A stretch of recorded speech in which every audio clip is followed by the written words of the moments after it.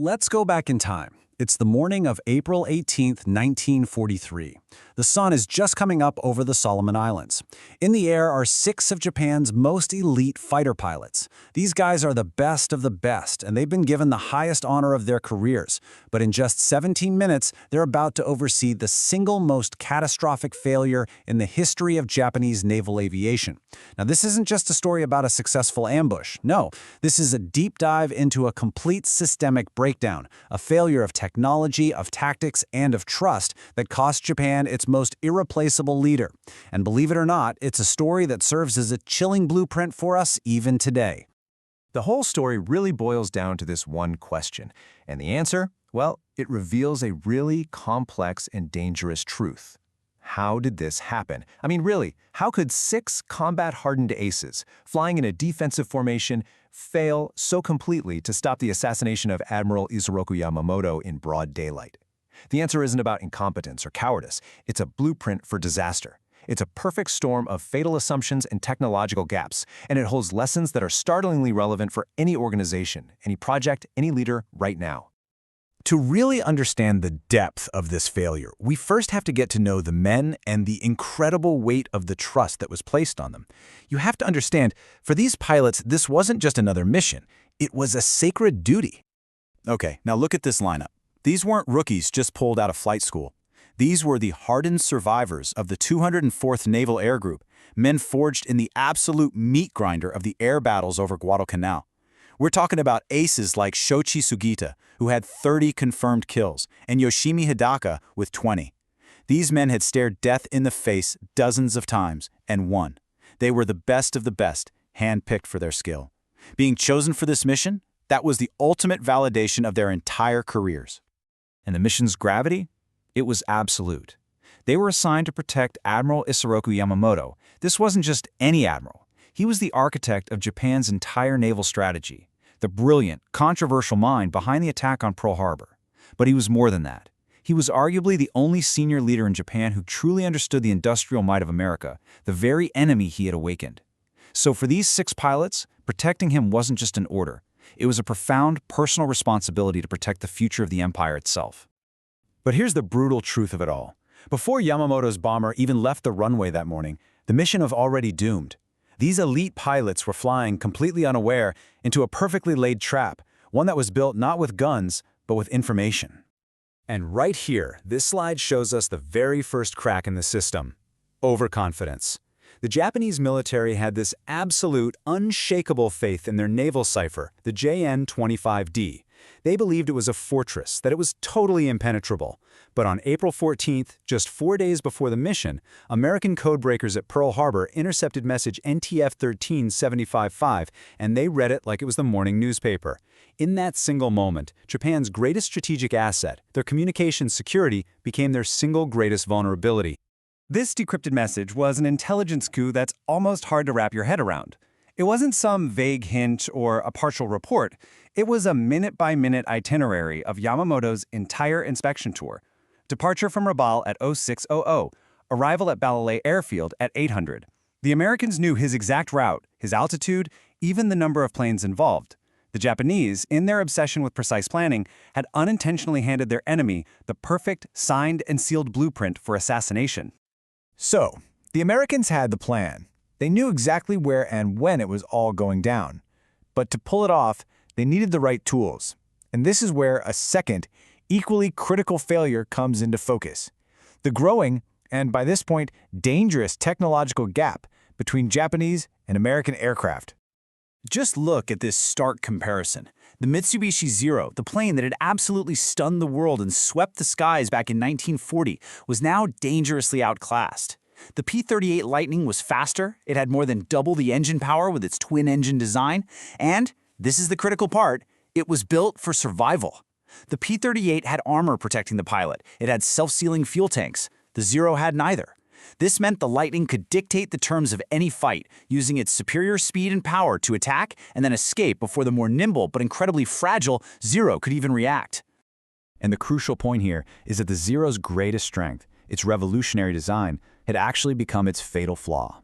You see, it was engineered for extreme, lightweight maneuverability. But to achieve that, its designers sacrificed everything for weight reduction. No armor, no protected tanks. By 1943, this meant the Zero was just incredibly fragile. American pilots had learned that a single, well-aimed burst from their heavy machine guns could literally turn the legendary fighter into a flying torch. And it wasn't just the technology, it was the tactics. Their playbook was completely out of date. The Japanese escorts flew in this rigid, standard defensive formation, positioning themselves about 1,500 feet above and behind the bombers. Now, this tactic was developed years earlier against obsolete biplanes in China, and it was designed to stop classic diving attacks from above. But against the new American tactics, it created this massive, fatal blind spot directly below them, which was exactly where the P-38s were planning to strike from. So now the stage is set. The Americans have the intelligence blueprint, they have superior aircraft, and they have a perfect plan that exploits a known tactical weakness. Let's look at the interception itself. It was a sequence of events that unfolded with devastating and irreversible speed. At 9:34 a.m., the American pilots spotted the Japanese formation, exactly on schedule, exactly where the decrypted message said they would be. The 6-0 pilots, scanning the skies above them for threats, just like their training ingrained in them, they saw nothing.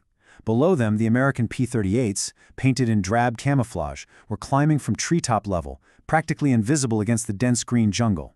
The attack began at 9:35. Just 4 minutes after that initial sighting, it was all over. Let's just step into the cockpit for a moment through the official report of Lieutenant Rex Barber. This description puts you right there in the action. He approached from below and behind, a blind spot where the bomber's tail gunner couldn't even fire at him. He opened up with 4 .50 caliber machine guns and a 20mm cannon. The unarmored Betty bomber stood absolutely no chance. He described watching his shells tear into the right engine and fuselage, seeing it stream smoke and vapor before it lurched violently and just fell away toward the jungle. So, where were the escorts? Well, they reacted with the lightning speed of veterans, but it was simply too late. Lieutenant Morisaki, the flight leader, immediately rolled his Zero over and dived toward the Americans. But just think about the physics of the situation for a second. Starting from 1,500 feet above the action, even at full throttle in a steep dive, they just couldn't cover that distance before the fatal damage was done. The Americans only needed a few seconds to deliver the killing blow. The escort pilots were rendered completely powerless by simple geometry and speed. In the immediate aftermath, there were no official accusations. Everyone understood it was a perfectly executed ambush. But in the rigid, honor-bound culture of the Japanese military, the weight of this failure was crushing, and it was absolute. For the 6 men who survived that day, their lives would forever be defined by those 4 catastrophic minutes. For most of the pilots, the only path forward was to seek redemption in death. Within 3 short months of Yamamoto's assassination, 4 of the 6 escorts were gone. Hidaka and Okazaki were killed on the same day, June 7th. Their flight leader, Morisaki, followed them on June 16th, and Tsujino went missing a few weeks after that. Many of their comrades believed they flew with a desperate kind of recklessness, born from a deep desire to atone for a failure they felt on a soul-deep level. But the ace, Shoichi Sugita, he chose a different path. For him, a better form of atonement than a single glorious death was to destroy as many American aircraft as he possibly could. He threw himself into combat, relentlessly raising his victory tally from 30 to over 70 kills, becoming one of Japan's top aces of the entire war. But that redemption he was looking for? It never seemed to come. He was killed on April 15, 1945, almost 2 years to the day after the Yamamoto mission, when his plane was shot down during takeoff. Only one pilot, Kenji Yanamaga, would survive the war. He was severely wounded in that same June 7th raid that killed 2 of his comrades, and he lost most of his right hand. His career as a fighter pilot was over. For him, the war ended that day, but his own personal battle was far from over. For 30 long years, he carried the burden of that mission in silence, a private, suffocating shame. It wasn't until a historian tracked him down in the 1970s that the world finally heard the Japanese perspective of what really happened in those skies. So what does this story from 1943 really teach us? What should we take away from the failure of these 6 brave men? You see, the failure to protect Yamamoto wasn't the failure of individuals. It was the total failure of a system. And it provides a chillingly clear blueprint for how even the most successful and powerful organizations can suddenly and catastrophically collapse. Let's break it down. First, you have technological complacency. Japan fell in love with its revolutionary Zero fighter and just failed to innovate beyond it, while its enemies were constantly improving. Second, doctrinal rigidity. They stuck to tactics that once worked totally blind to the fact that the rules of the game had completely changed. Third, overconfidence insecurity. Their absolute belief that their codes were unbreakable was basically an open invitation to disaster. And finally, ignoring evolving threats. They failed to adapt to new American tactics that were specifically designed to exploit their weaknesses. These aren't just historical footnotes. These are timeless, universal warnings. And this brings us to the final and most crucial point. This story is so much more than a history lesson. It's a mirror. Whether you're in business, technology, or even just managing your own career, these exact same cracks, complacency, rigidity, overconfidence, are what lead to disaster. So the question I really want to leave you with is this. Look at your own world, your own projects, your own organization. Which of these cracks might already exist, and what can you do to fix them before they break?